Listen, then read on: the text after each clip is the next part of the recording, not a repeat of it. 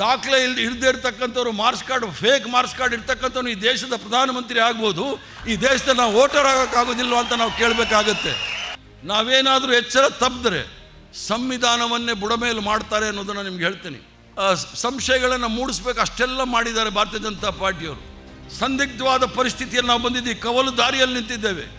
SIR ಬಗ್ಗೆ ಭಾಳ ಸುದೀರ್ಘವಾಗಿ ವಿಸ್ತಾರವಾಗಿ ವಿಧಾನ ಪರಿಷತ್ತಿನ ಸಭಾಧ್ಯಕ್ಷರಾಗಿದ್ದಂಥ ಸುದರ್ಶನ್ ರವರು ಯಾವ ರೀತಿಯಲ್ಲಿ ಭಾರತೀಯ ಜನತಾ ಪಾರ್ಟಿ ಮತ್ತು RSS SIR ಮೂಲಕ ಒಂದು ನೈಜ ಮತದಾರರ ಹೆಸರನ್ನು ನೈಜ ಮತದಾರ ಪಟ್ಟಿಯಿಂದ ಕೈ ಬಿಡಲು ಪ್ರಯತ್ನ ಮಾಡ್ತಾ ಇದ್ದಾರೆ ಅನ್ನೋದು ನಾವೆಲ್ಲರೂ ಸಹ ಗಂಭೀರವಾಗಿ ಯೋಚನೆ ಮಾಡಬೇಕಾಗಿದೆ.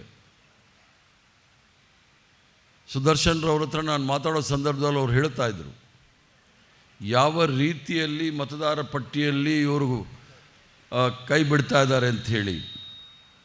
ಅದಕ್ಕೆ ಪ್ರತಿ ವರ್ಷ ಜನವರಿಯಲ್ಲಿ ಮತದಾರರ ಪಟ್ಟಿ ಪರಿಷ್ಕರಣೆ ಆಗ್ತಾಯಿತ್ತು. 2003ರಲ್ಲಿ ಕಟ್ಟ ಕಡೆಯದಾಗಿ ಆಗಿರ್ತಕ್ಕಂಥದ್ದು 2014ರಲ್ಲಿ ಆಗಬೇಕಾಗಿದ್ದಂತನ್ನು 2021ರಲ್ಲಿ ಜನಗಣತಿ ಆದ ನಂತರ ಮಾಡ್ತೀವಿ ಅಂಥೇಳಿ ಇಲ್ಲಿವರೆಗೂ ಸಹ ಮಾಡಿಲ್ಲ. 2027ನೇ ಇಸ್ವಿನಲ್ಲಿ ಜನಗಣತಿ ಮತ್ತು ಜಾತಿ ಗಣತಿ ಅಂತ ಮಾಡಿ ಅದು ಯಾವ ಪರಿಸ್ಥಿತಿಯಲ್ಲಿದೆ ಅಂತಲೂ ಸಹ ಗೊತ್ತಿಲ್ಲ. ಸ್ವಾತಂತ್ರ್ಯ ಪೂರ್ವದಲ್ಲಿ ಸ್ವಲ್ಪ ಇತಿಹಾಸ ತಮಗೆ ಹೇಳಲಿಕ್ಕೆ ಇಚ್ಛೆ ಬೀಳ್ತೇನೆ. ನಮ್ಗೆ ಯಾರಿಗೂ ಸಹ ಮತ ಚಲಾವಣೆ ಹಕ್ಕಿರಲಿಲ್ಲ. ಆಗ ಇದ್ದಂಥ ಪರಿಸ್ಥಿತಿ, ಆಡಳಿತ ರಾಜಪ್ರಭುತ್ವ ಅಂಥೇಳಿದ್ರೆ ಒಬ್ಬ ಮಹಾರಾಜನಡಿಗೆ ಮಂತ್ರಿ, ಪಾಳ್ಯಗಾರ, ಜಮೀನ್ದಾರ್, ಈ ದೇಶ ಈ 4 ಜನದ ಮಾತ್ರ ಇತ್ತೇ ವಿನಃ ನಾವೆಲ್ಲರೂ ಸಹ ಗುಲಾಮರಾಗಿ ಜೀತದಾಳಗಳಾಗಿ ಇದ್ದಂಥ ಪರಿಸ್ಥಿತಿ ಭಾಳಷ್ಟು ಜನಕ್ಕೆ ಗೊತ್ತಿಲ್ಲ ಅಂತ ಕಾಣುತ್ತೆ. ಸ್ವತಂತ್ರ ಹೋರಾಟದ ಆಶಯಗಳು ನಾವೆಲ್ಲರೂ ಸಹ ಸ್ವತಂತ್ರರು, ಎಲ್ಲರೂ ಸಹ ಸಮಾನರು ಮತ್ತು ಎಲ್ಲ ಜಾತಿ ಭಾಷೆ ಧರ್ಮವನ್ನು ಮೀರಿ ಸೌಹಾರ್ದತೆಯಿಂದ ಬಾಳಬೇಕು ಅನ್ನೋ ಮೂಲ ಉದ್ದೇಶದಿಂದ ಮಹಾತ್ಮ ಗಾಂಧಿಯವರ ನೇತೃತ್ವದಲ್ಲಿ ಸುದೀರ್ಘವಾಗಿ ಸ್ವಾತಂತ್ರ್ಯ ಹೋರಾಟವನ್ನು ಮಾಡಿ ನಮ್ಮ ಪೂರ್ವಜರು ನೂರಾರು ಜನ ಪ್ರಾಣಾರ್ಪಣೆ ಮಾಡಿ ಲಕ್ಷಾಂತರ ಜನ ತ್ಯಾಗ ಬಲಿದಾನವನ್ನು ಮಾಡಿ ನಮಗೆಲ್ಲರೂ ಸಹ ಸ್ವತಂತ್ರವನ್ನು ಕೊಟ್ಟಿದ್ದಾರೆ. ಸ್ವತಂತ್ರವನ್ನು ಕೊಟ್ಟ ಸಂದರ್ಭದಲ್ಲಿ ರಾಜಪ್ರಭುತ್ವ ಹೋದ ನಂತರ ಅದಕ್ಕೆ ಯಾವ ರೀತಿ ಅಧಿಕಾರ ಇರಬೇಕು ಅಂದಾಗ ನಾವೆಲ್ಲರೂ ಸಹ ಪ್ರಜಾಪ್ರಭುತ್ವ ಅಂದರೆ ಅದು ಜನರಿಂದ ಜನರಿಗಾಗಿ ಜನರಿಗೋಸ್ಕರ ಅನ್ನೋಂಥ ಏನು by the people for the people to the people ಅಂತೇಳಿ ಇಂಗ್ಲೀಷಲ್ಲಿ ಹೇಳ್ತಾರೆ. ಆ ಪ್ರಜಾಪ್ರಭುತ್ವವನ್ನು ನಾವು ಒಪ್ಕೊಂಡು ಅದಕ್ಕೆ ಒಂದು ಸಂವಿಧಾನದ ಚೌಕಟ್ಟಿನಲ್ಲಿ ಸರ್ಕಾರಗಳ ರಚನೆ ಆಗಬೇಕು ಅಂಥೇಳಿ ತೀರ್ಮಾನ ತೆಗೆದುಕೊಂಡು ಕಾಂಗ್ರೆಸ್ ಪಕ್ಷದ ಎಲ್ಲ ಹಿರಿಯ ನಾಯಕರು ಹೋರಾಟದಲ್ಲಿ ಪಾಲ್ಗೊಂಡಿದ್ದರು. ಅವರ ಆಶಯಗಳೇ ಬೇರೆ.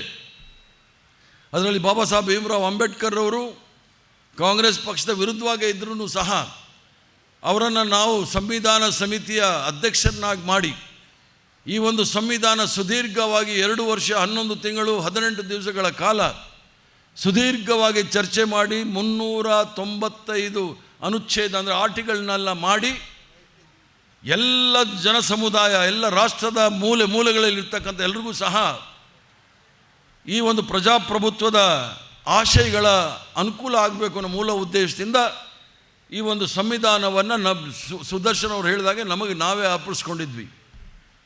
ಮಹಾತ್ಮ ಗಾಂಧಿಯವರ ಹೇಳಿಕೆ ಏನು ಅಂದರೆ, ಸಮಾಜದಲ್ಲಿರ್ತಕ್ಕಂಥ ಕಟ್ಟಕಡೆಯ ಪಂಕ್ತಿಯಲ್ಲಿ ಕುಳಿತಿರ್ತಕ್ಕಂಥ ಕಟ್ಟಕಡೆಯ ವ್ಯಕ್ತಿಗೂ ಸಹ ಈ ಒಂದು ಪ್ರಜಾಪ್ರಭುತ್ವದ ಮೂಲಕ ಸಹಾಯ ಆಗಬೇಕು ಅಂಥೇಳಿ.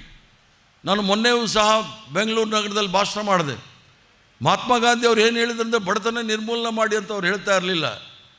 ನೀವು ಅಧಿಕಾರಕ್ಕೆ ಬಂದಾಗ ನೀವು ತೆಗೆದುಕೊಳ್ತಕ್ಕಂಥ ನಿರ್ಧಾರದಲ್ಲಿ ಬಡವರ ಜೀವನ ಯಾವ ರೀತಿ ಬದಲಾವಣೆ ಆಗುತ್ತೆ ಅನ್ನೋದನ್ನು ನಿಮ್ಮ ಗಮನದಲ್ಲಿಟ್ಕೊಂಡು ನೀವು ತೀರ್ಮಾನಗಳನ್ನು ತೆಗೆದುಕೊಳ್ಬೇಕು ಅಂತೇಳಿ ಮಹಾತ್ಮ ಗಾಂಧಿಯವರು ಭಾಳ ಹಿಂದೆ ಹೇಳಿದರು. ಅದನ್ನೇ ಮತ್ತೊಂದು ರೀತಿಯಲ್ಲಿ ಬಾಬಾ ಸಾಹೇಬ್ ಭೀಮರಾವ್ ಅಂಬೇಡ್ಕರ್ ಅವರು ಹೇಳಿದರು, ಜೀವನ ಮಾಡಲಿಕ್ಕೋಸ್ಕರ ನೀವು ರಾಜಕಾರಣಕ್ಕೆ ಬರಬೇಡಿ, ಜನಸಾಮಾನ್ಯರ ಜೀವನವನ್ನು ಬದಲಾವಣೆ ಮಾಡಲಿಕ್ಕೋಸ್ಕರ ರಾಜಕಾರಣಕ್ಕೆ ಬನ್ನಿ ಅಂತ ಹೇಳಿದರು. ಇವೆಲ್ಲ ನೀವು ನೋಡಿದಾಗ ಪಂಡಿತ್ ಜವಾಹರ್ಲಾಲ್ ನೆಹರೂರವರು ಒಂದು ಆಧುನಿಕ ಭಾರತವನ್ನು ಮಾಡಬೇಕು ಅಂಥೇಳಿ ಅದರಲ್ಲಿ ಹೆಚ್ಚಿನದಾಗಿ ವೈಜ್ಞಾನಿಕವಾಗಿ ನಮ್ಮ ಮಕ್ಕಳು ತಯಾರಾಗಬೇಕು ಅಂಥೇಳಿ, ಮೂಢನಂಬಿಕೆ ವಿರುದ್ಧ ಇರಬೇಕು ಅಂಥೇಳಿ ನಮ್ಮ ಕಾಂಗ್ರೆಸ್ ಪಕ್ಷದ ನಾಯಕರು ಕೊಟ್ಟಿರ್ತಕ್ಕಂಥ ಕೊಡುಗೆ ಯಾರೂ ಸಹ ಈ ದೇಶದಲ್ಲಿ ಮುಂದೆನೂ ಕೊಟ್ಟಿಲ್ಲ, ಹಿಂದೆನೂ ಕೊಡೋಕ್ಕಾಗಲಿಲ್ಲ. ನಾವು ಭಾಳ ಹೆಮ್ಮೆ ಬೀಳಬೇಕಾಗತ್ತೆ ಕಾಂಗ್ರೆಸ್ ಪಕ್ಷದ ವಿಚಾರದಲ್ಲಿ. ಅದಕ್ಕೋಸ್ಕರ ನಾನು ಹೇಳೋದು, ಈಗ ಮ್ಯಾಪಿಂಗ್ ಮಾಡ್ತಾ ಇದ್ದಾರೆ. ಯಾರು ಹೋಗ್ತಾನೆ ಆ ಮಲೆಕುಡಿಯ ಇರೋ ಊರಲ್ಲಿ, ಯಾರು ಹೋಗ್ತಾರೆ ಆ ಬೆಟ್ಟದ ಮೇಲೆ? ಅವ್ರು ಯಾರೂ ಮ್ಯಾಪಿಂಗ್ ಮಾಡೋದಿಲ್ಲ. ಕೊರವರಿದ್ದಾರೆ, ಕೊರವರು ತಾನೆ, ಕೊರ್ಗಾಸ್ನ ಯಾರು ಹೋಗಿ ಮ್ಯಾಪಿಂಗ್ ಮಾಡ್ತಾರೆ? ಅವ್ರ ಹತ್ರನೂ ಹೋಗೋದಿಲ್ಲ. ಅಲೆಮಾರಿಗಳಿದ್ದಾರೆ, ಯಾರು ಹೋಗ್ತಾರೆ? ಅದು ಬಿಡಿ, RSS, ಭಾರತೀಯ ಜನತಾ ಪಾರ್ಟಿ ಅಲ್ಪಸಂಖ್ಯಾತರನ್ನು ಯಾವ ರೀತಿ ತೆಗಿಬೇಕು ಅದನ್ನು ಮಾಡ್ತಾರೆ, ಕ್ರಿಶ್ಚಿಯನ್ಸ್ ಇರಲಿ ಮುಸ್ಲಿಮ್ಸ್ ಇರಲಿ. ಅದ್ರ ಜೊತೆಗೆ ಸುದರ್ಶನ್ ಅವ್ರು ಹೇಳಿದಾಗೆ, ಅವ್ರು ಯಾಕೋ ಸ್ವಲ್ಪ ಮಡಿವಂತಿಕೆ ಮಾಡಿದ್ರು ಹೇಳೋಕ್ಕೆ, ಅವ್ರು ಹೇಳಿದಾಗೆ ಕಾಂಗ್ರೆಸ್ ಪಕ್ಷದ ಬೆಂಬಲಿಗರನ್ನೆಲ್ಲ ಕಟ್ ಮಾಡೋಕ್ಕೆ ಪ್ರಯತ್ನ ಮಾಡ್ತಾರೆ ಅಂಥೇಳಿ. ನೇರವಾಗಿ ಹೇಳೋಣ, ಅದರಲ್ಲಿ ತಪ್ಪೇನಿದೆ? ಯಾಕಂದರೆ ಅವರ ಉದ್ದೇಶ ಹಿಂದೂ ರಾಷ್ಟ್ರ ಮಾಡಬೇಕು ಅಂತೇಳಿ ಯೋಚನೆ ಮಾಡ್ತಾರೆ. ಅದಕ್ಕೆ ಪೂರಕವಾಗಿ ಮತದಾರ ಪಟ್ಟಿಯಲ್ಲೇ ಅವ್ರು ಯಾರು ನಮ್ಮ ದೇಶದ ನಾಗರಿಕರೇ ಅಲ್ಲ ಅಂದ್ಬಿಟ್ರೆ ಹಾಗೇ ಹೋಯ್ತಲ್ಲ. ಈ ರಾಷ್ಟ್ರದ ಸ್ವತಂತ್ರ ಹೋರಾಟದಲ್ಲಿ ಲಕ್ಷಾಂತರ ಜನ ಪ್ರಾಣಾರ್ಪಣೆ ಮಾಡಬೇಕಾದ್ರೆ ಅದರ ಮೂಲ ಆಶಯಗಳೇನಿತ್ತು ಅಂದರೆ, ಈ ದೇಶದಲ್ಲಿ ಪ್ರತಿಯೊಬ್ಬರಿಗೂ ಸಹ, ಅಂದರೆ ಈ ದೇಶದ ಈ ದೇಶದ ಆತ್ಮವೇ ಬಹುತ್ವ ಅಂತಂದರೆ ಏನು?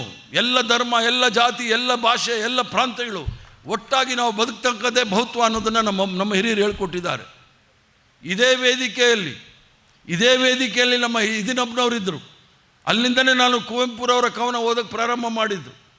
ಅವ್ರು ಹೇಳ್ತಾ ಇದ್ರು, ಸೋದರರೇ ಬನ್ನಿ, ಓ ಸೋದರರೇ, ಗುಡಿ ಚರ್ಚು ಮಸೀದಿಗಳ ಬಿಟ್ಟು ಹೊರ ಬನ್ನಿ, ಮೌಢ್ಯತೆಯ ಮಾರಿಯನ್ನು ಹೊರದೂಡ ಬನ್ನಿ, ಬಡತನವ ಬುಡ ಮೇಲೆ ಕೀಳ ಬನ್ನಿ, ವಿಜ್ಞಾನ ದೀವಿಗೆಯನ್ನು ಹಿಡಿಯ ಬನ್ನಿ ಸೋದರರು ವಿಶ್ವಪಥಕ್ಕೆ ಅಂಥೇಳಿ ಏನು ಕುವೆಂಪುರವರು ನಾನು ಇದಿನಪ್ಪನವರಿಂದ ಕಲಿತು.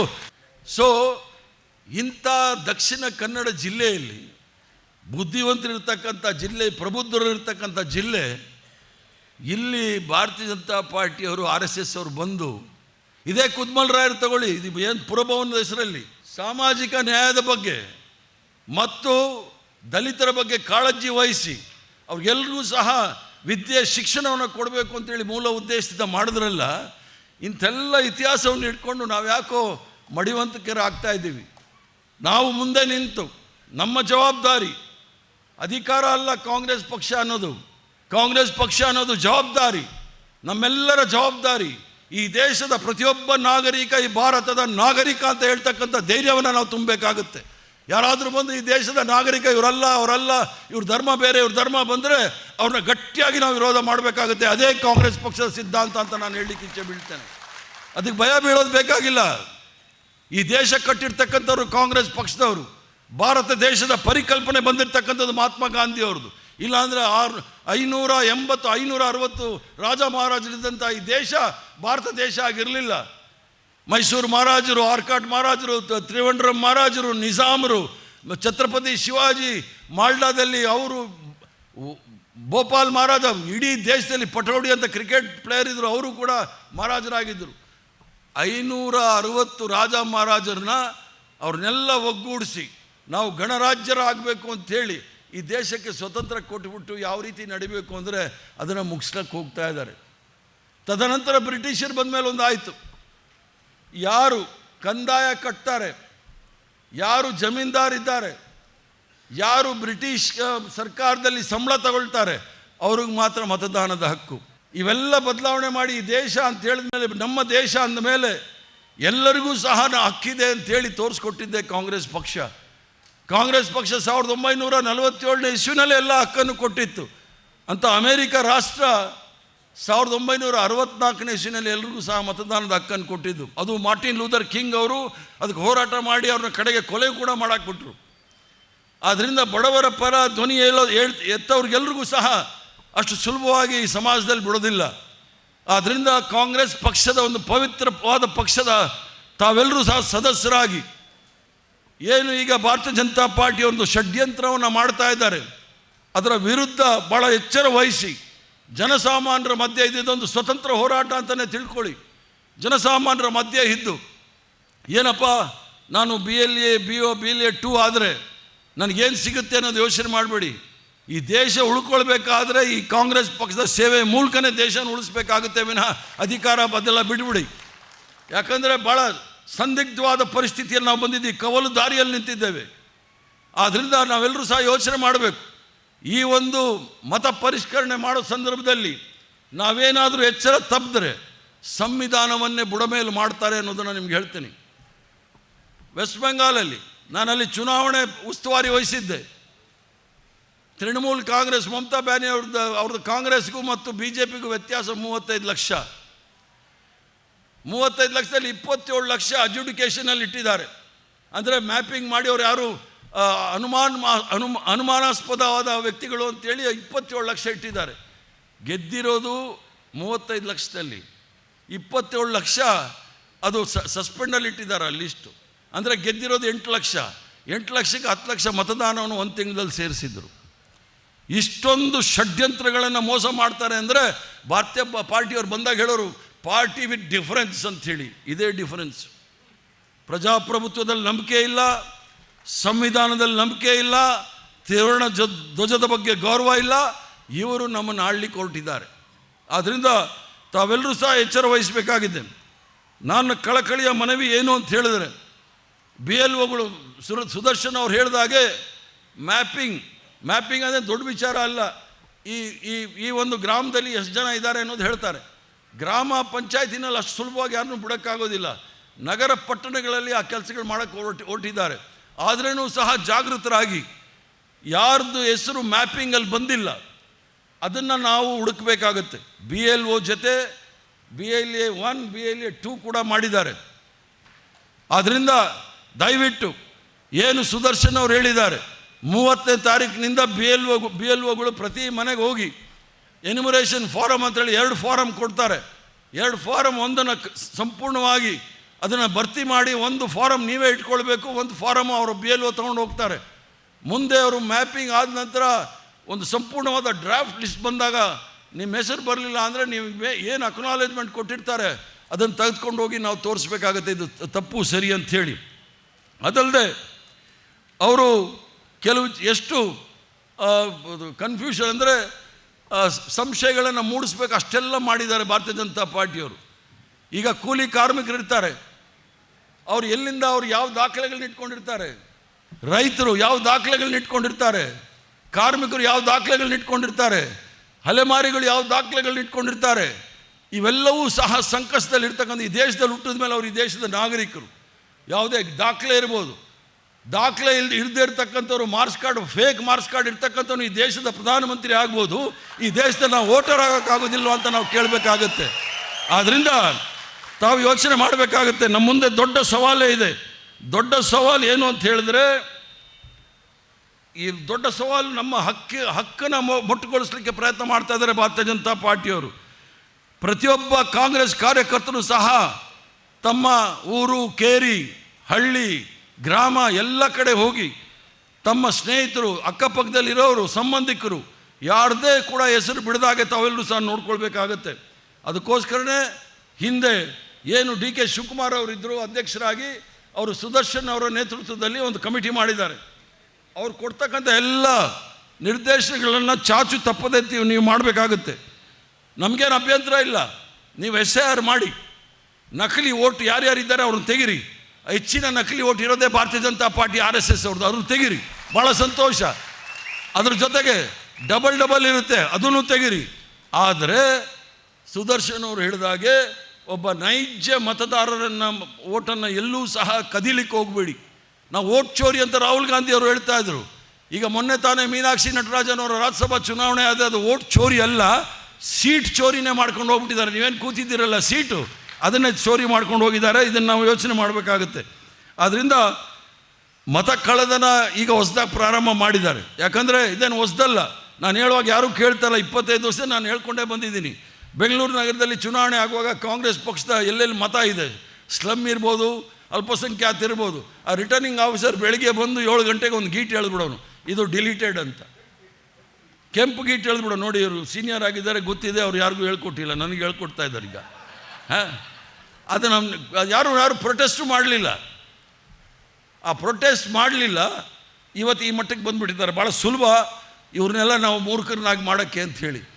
ಕಾಂಗ್ರೆಸ್ ಪಕ್ಷದವ್ರನ್ನ ನೀವು ಮೂರ್ಖರು ಮಾಡ್ಬೋದು, ಆದರೆ ಭಾರತ ದೇಶದ ಪ್ರಬುದ್ಧ ಜನತೆನ ಯಾವತ್ತೂ ಸಹ ಮೂರ್ಖರು ಮಾಡಲಿಕ್ಕೆ ಆಗೋದಿಲ್ಲ ಅನ್ನೋದು ನಿಮಗೆ ಸ್ಪಷ್ಟವಾಗಿ ಹೇಳಲಿಕ್ಕೆ ಈಚೆ ಬೀಳ್ತೇನೆ. ಯಾಕಂದರೆ ಈ ದೇಶದಲ್ಲಿ ವಲಸೆ ಹೋಗ್ತಕ್ಕಂಥವ್ರು, ಹೊಟ್ಟೆಪಾಡಿಗೆ ಊರೂರು ಸುತ್ತವರು, ಗುಳೆ ಹೋಗೋರು ಅಂತೇಳಿ ಭಾಳಷ್ಟು ಜನ ಇದ್ದೀವಿ. ಆದ್ದರಿಂದ ಎಲ್ಲರ ಹಕ್ಕನ್ನು ರಕ್ಷಣೆ ಮಾಡಲಿಕ್ಕೋಸ್ಕರ ಇದೆಲ್ಲೋ ನಾವು ಎಲೆಕ್ಷನ್ ನಿಲ್ತೀವಿ, ನಮ್ಗೆ ಓಟ್ ಹಾಕ್ಬಿಟ್ರೆ ನಾವೇನೋ MLA MP ಆಗ್ತೀವಿ ಅನ್ನೋ ಪ್ರಶ್ನೆ ಅಲ್ಲ. ಸರ್ಕಾರ ಜನಸಾಮಾನ್ಯರ ಸರ್ಕಾರದಲ್ಲಿ ಬರ್ತಕ್ಕಂಥ ಸವಲತ್ತುಗಳು, ಯಾಕಂದರೆ ನೀವು ರಕ್ತ ಬೆವರು ಸುರಿಸಿ ಬೆಂಗಳೂರಲ್ಲಿರ್ತಕ್ಕಂಥ ಖಜಾನೆ, ಡೆಲ್ಲಿಯಲ್ಲಿರ್ತಕ್ಕಂಥ ಖಜಾನೆ ತುಂಬ್ತೀರಿ. ಆ ಹಣ ಅದಾನಿ ಅಂಬಾನಿಗೆ ಹೋಗಿದೆ. ಸಮಾಜದ ಕಟ್ಟಕಡೆಯ ವ್ಯಕ್ತಿಗೂ ಸಹ ಅದರಲ್ಲಿ ಸಹಾಯ ಆಗಬೇಕು ಅನ್ನೋ ಮೂಲ ಉದ್ದೇಶದಿಂದ ಈ ಒಂದು ಸಂವಿಧಾನವನ್ನು ರಚನೆ ಮಾಡಿದ್ದೀವಿ. ಇದನ್ನು ತಾವು ಗಮನದಲ್ಲಿ ಇಟ್ಕೊಂಡು ಈ ಒಂದು ಸಕ್ರಿಯವಾಗಿ ಪಾಲ್ಗೊಂಡು ಈ ಒಂದು SIR ಅಂದರೆ ಸಮಗ್ರ ಪರಿಷ್ಕರಣ ಶೀಘ್ರವಾಗಿ ಮಾಡ್ತಕ್ಕಂಥದ್ದು, ಒಂದು ವಿಶೇಷ ಸಮಗ್ರ ಪರಿಷ್ಕರಣೆ ಮಾಡ್ತಕ್ಕಂಥ ಈ ಮತ ಪಟ್ಟಿಯಲ್ಲಿ ಯಾರ್ದೂ ಸಹ ಹೆಸರು ಬಿಟ್ಟು ಹೋಗಬಾರ್ದು ಅನ್ನೋ ಮೂಲ ಉದ್ದೇಶದಿಂದ ತಾವೆಲ್ಲರೂ ಸಹ ಸಕ್ರಿಯವಾಗಿ ಕೆಲಸ ಮಾಡಿ, ಆವಾಗಲೇ ಕಾಂಗ್ರೆಸ್ ಪಕ್ಷ ಮತ್ತು ನಮ್ಮೆಲ್ಲರಿಗೂ ಸಹ ಸ್ವತಂತ್ರವನ್ನು ಕೊಟ್ಟು ಒಂದು ಪವಿತ್ರವಾದ ಪಕ್ಷವನ್ನು ನಮ್ಮ ಕೈ ಕೊಟ್ಟಿದ್ದಾರೆ.